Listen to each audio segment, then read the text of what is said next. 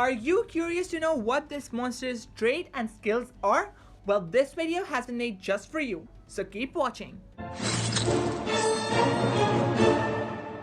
Hey scholars, welcome back to my channel and welcome to another Monster Legends video, and in this video I will be going over Seaquake. Now the skills of this monster and the trait just came out today and I rushed to make this video for you all, so you guys better be grateful. Just joking.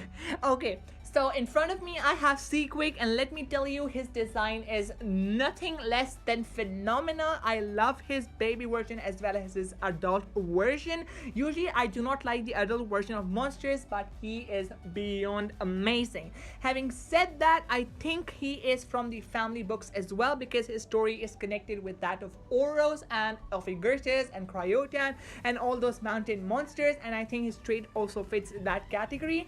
And having mentioned the trait, let's just go and see what that is. So guys, in front of me I have some information about Seaquake and his trait as well. So Seaquake is a water tank that is immune to control and can torture his enemies. With effects like drown and quicksand, he can also protect himself with aquaphobic heals and lose negative effects and heal himself as well as regain stamina. So a pretty interesting monster. I think we have been getting a lot of tanky monsters this season. First we had Bombada, then we had what's his face, Solar Flare, and now we have Seaquake. So a lot of tanky monsters coming our way. So the new tank that is being introduced is obviously Seaquake, and his trait is at rank 0, he is immune to stun. At rank 1, he gains immunity to freeze, and at rank 3, he becomes immune to control, which is quite interesting because a lot of monsters have been gaining the trait immune to control, and that is what I'm being scared of.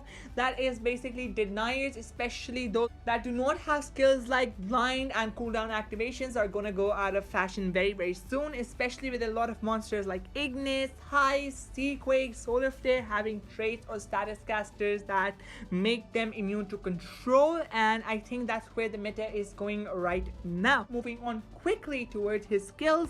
So the first skill is Earth Protector, that deals moderate water damage to one enemy and applies a drowned to one enemy.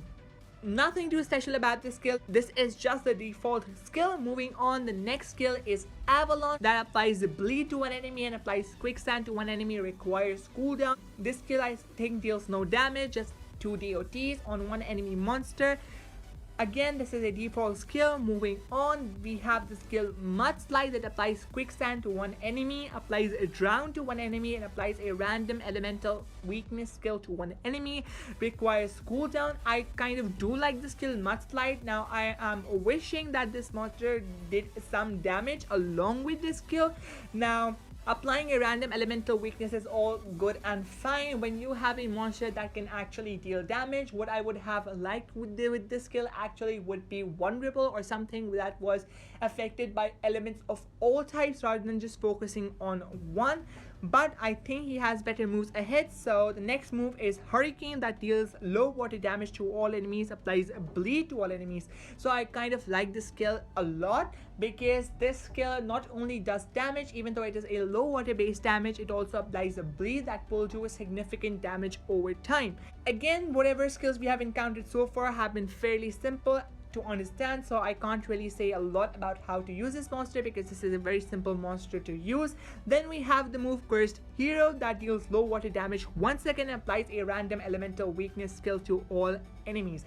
Now what I do not like about this monster is the roll of the dice. Like, it's all dependent on luck. Either you trigger that elemental weakness that corresponds with your attacker. For example, I'm running a Nor or a Heist, and if that monster has a random elemental weakness to magic, there is nothing that my monsters can do, because Nor has either physical based attacks or Nor has either nature based attacks, or my Heist has special based, physical based, or fire based attacks, and that random magic elemental weakness does nothing in my favor. So I do not like the skill Cursed Hero. It deals low water damage, but that is not what I want in my water tank. So moving on, we have the skill Seaquake, that deals low water damage to all enemies, applies a drown to all enemies, removes all negative status effects from itself, requires cooldown. I personally really love this skill. Now the reason I love this skill is it is applying a drown, because not only does a drown deal a lot of damage over time, but it also removes stamina from enemies. Now I'm thinking that this monster may have relics that can drain stamina. If they do, then it is all really excellent. Combined with the drown, that will remove a lot of stamina from the enemies, and also it removes all negative status effects from you. That is phenomenal because this monster is a tank, and tanks usually lose a lot of life due to status effects, so that is pretty cool as well. Then he has the skill Earthquake that deals low earth damage to all enemies and applies quicksand to all enemies, and also blocks all damage except water element to itself, requires cooldown. Another great skill to have. Now the reason I like this skill is, again, it deals a DOT, deals low earth damage as well, and also has an aquaphobic shield, which is pretty important because not a lot of water attackers out there. And yeah, I don't think there is any water attacker from the cosmic mythic category as of the time of filming this video. If you can think of one, do remind me, but I think the only water monster that I can think of that is not an attacker is a Slugazoid. So yeah, not a lot that the enemy attackers can do against this monster right now. If you have that aquaphobic shield on, what I think would be done is applying an aquaphobic shield to all of your allies, but I guess that is asking too much. Then we have the last move, which is the Rest of the Guardian, that removes all negative status effects from itself, heals itself by 50% and gives 50% stamina to itself, requires cooldown. Again, a pretty tanky move that will remove all negative status effects, also heals by 50%, gives 50% stamina to itself.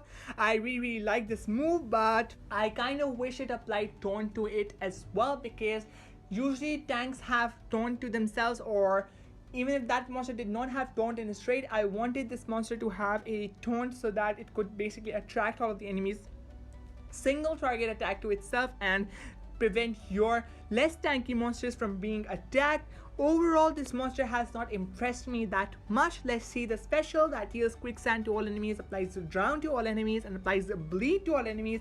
Heals itself by 100%, so it is a DOT bonanza, the special.